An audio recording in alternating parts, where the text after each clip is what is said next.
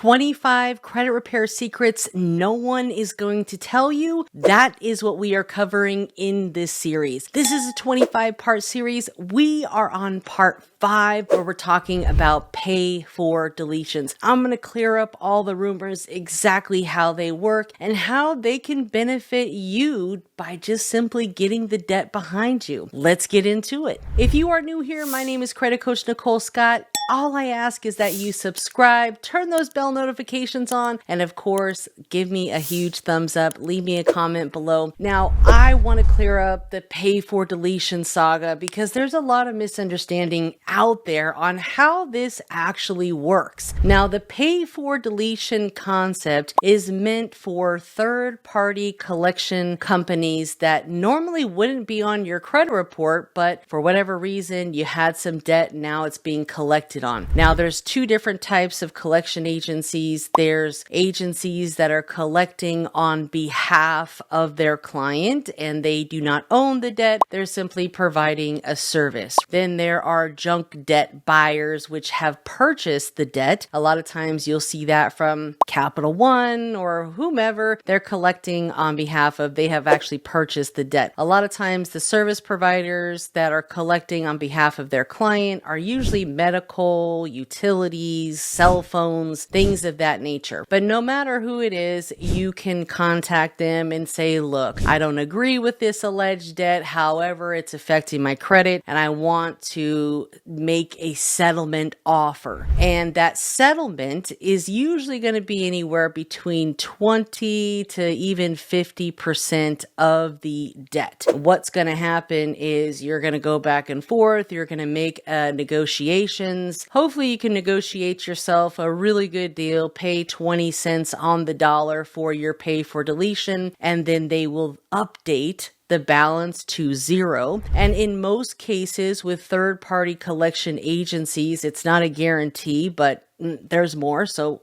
just wait. It gets better. They will update it to 0. That's what we need. We want them to update it to 0. Ultimately, we want them to delete the account as if it never existed. Because technically, if we no longer owe the debt, they weren't, reporting to our credit in the first place. So that account should then be deleted. Now, if you contact a collection agency and say, hey, I want to do a pay for deletion, they might say, okay, well, you can pay it, but we can't guarantee it, blah, blah, blah, blah, blah, because they're not supposed to make those type of agreements with anyone. So what they say is, once the account is paid, then we will remove it as if it never existed. So essentially it's a pay for deletion. You're paying the account for it to be removed. Now, this only works with third-party collection agencies. And to be honest, they are not at liberty to have to delete anything. So not all of them are going to do it. However, if the debt does belong to you and, you just want to get it behind you, which completely understandable. Don't be afraid to pay your old debt. It's not the end of the world. And I know everybody else out there is saying, hey, don't pay your collections. Don't do it. Don't do it. They're the same ones begging for business on TikTok and all these other social media platforms. So why the fuck are you listening to them? They're over there begging for galaxies and shit. And I'm over here telling you, look, if you feel like that debt is yours and you want to take responsibility for it, and pony up and pay your debt, that is fine. I'm telling you, do it. There's nothing wrong with it. In fact, sometimes we have to pay some of the debt. You can't just run away from everything and expect nothing to catch back up with you. It just doesn't work like that. All right.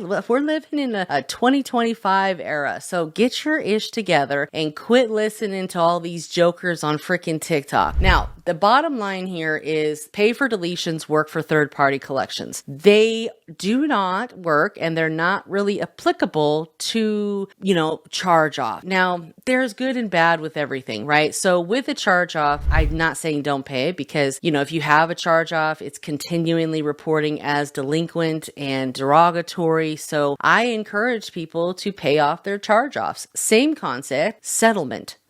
It's debt settlement, right? So say you owe $500 or they're alleging that you owe $500. You could potentially call the creditor, whomever that is, and say, look, I, found you on my credit report. I don't agree with this amount, but I want to settle it to get it behind me because, it's affecting my credit and I want to settle for $200. So what you can do is potentially pay them $200 for this alleged amount, right, as a settlement. They will then update the account to a zero balance. And once the account has a zero balance, it's no longer going to be reporting as a derogatory account. So you can continue to now move up. You're not going to have all these holes bleeding out points because you've got this, derogatory charge off reporting every single month that's holding you back. Now, once this thing is updated to zero, and, we're going to talk about this later on in this series, so I'm not going to go too much into it, but, settlement is okay. Debt settlement is perfectly fine because what that is going to allow you to do is not have a derogatory account affecting you. It is going to help in the long run. And then what you can do is you can still dispute the data with the credit bureaus and potentially get that entire account deleted from your credit report. I don't worry about getting the whole give me proof, because guess what? No collection agency out there is going to write in writing, hey, once you pay this, we're going to delete it from your credit report. It just doesn't work like that because they don't want to be in trouble. They can't necessarily, do those type of things and make, negotiations like that. It's just not good business for them. They have to use other words and other ways of doing it. So you can just say, look, once I pay this, are you going to remove it from my credit? And, whether they delete it or not, all that you're really concerned with is having the receipt, having the statement from them saying the account has been settled, the account is paid in full, whatever the case may be, right? Once you get that statement from them, then you can send that in to the credit bureaus and ask them to remove it. Say, look, this account should have never been on my credit. You can see here the creditor or the collection agency is now saying that my account is zero. I'm demanding you remove this inaccurate information from my credit report, and continue to dispute it. If for some reason the credit bureaus don't want to help you or continue to ignore your request, you're going to head on over to step 1 in this 25-part series, where you're just going to contact the CFPB and also the BBB, and you can make a complaint against the credit bureaus and also against the creditor or the collection agency if need be, right? If the collection agency made a promise to you and they fell short on that promise, then of course that's,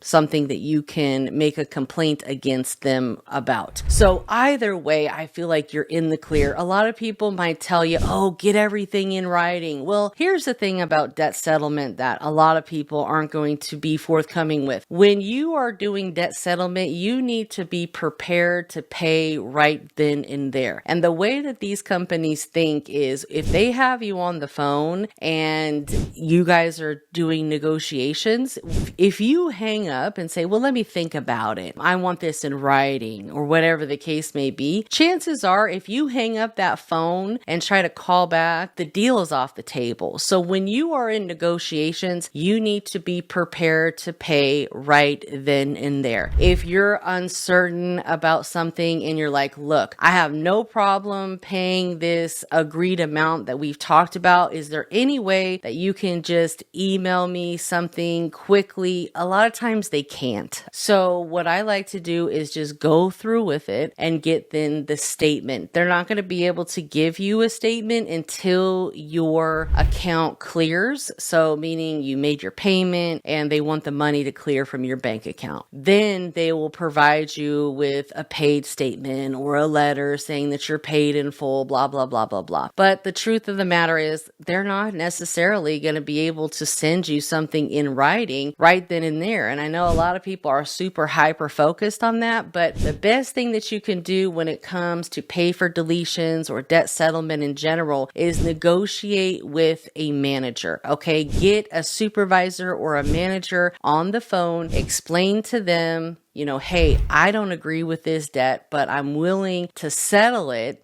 for, 20 cents on the dollar. Or if the amount is $1,000, hey, I'm willing to settle it for, $200. I always start super low, like on the whole 20% side of things. And mind you, sometimes it doesn't always get accepted, but I don't let that stop me, because we go back and forth and we negotiate. And sometimes in the beginning stages of things, you kind of testing their waters, and you might need to call in and kind of see where they're at, speak to a manager and say, look, I'm willing to settle this thing for, 20%, what I owe you, but you won't accept it. And, if you are willing to accept it, I'm willing to pay, and see if the manager is willing to make an acceptment, or I should say settlement, willing to accept your settlement for, what you can afford to pay, and let them know, look, we are in a recession. Okay. You're lucky I'm paying you anything, and don't just get this whole thing just deleted from my credit report by claiming,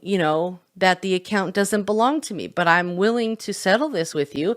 Here, take my money, basically, right? But make the settlement and it's all going to work out. If for some reason it doesn't, you've got proof of payment. They're going to send you a statement. They have to. After the fact, and once your payment has posted, they have to send you a billing statement saying that the account is now at a zero balance. So use that to get it deleted. Sometimes you do have to do a little back and forth with these people, but the bottom line is you need to be prepared to pay right then and there. Because if you go through all the negotiations and they finally accept something and you say, well, I'll call you back next week when I get paid, the deal is off the table. So you need to be prepared to pay these people when you are going through the negotiations, and don't think that they're going to want to settle for some super low amount and then you tell them you got to pay next week. No, it doesn't work like that. Now, sometimes debt can be a little bit more than what we can afford to pay all in one payment, and you can even ask about payment plans. Now, I recommend this more along the lines to original creditors, someone that you want to get back into good standing with, like Chase or Navy Federal, and you can make payments to them, and as long as you don't miss a payment and you don't default on your payment agreement, you can then settle the account. They'll update it to a zero balance. A lot of times they'll put something in the notes like, hey, this was paid, but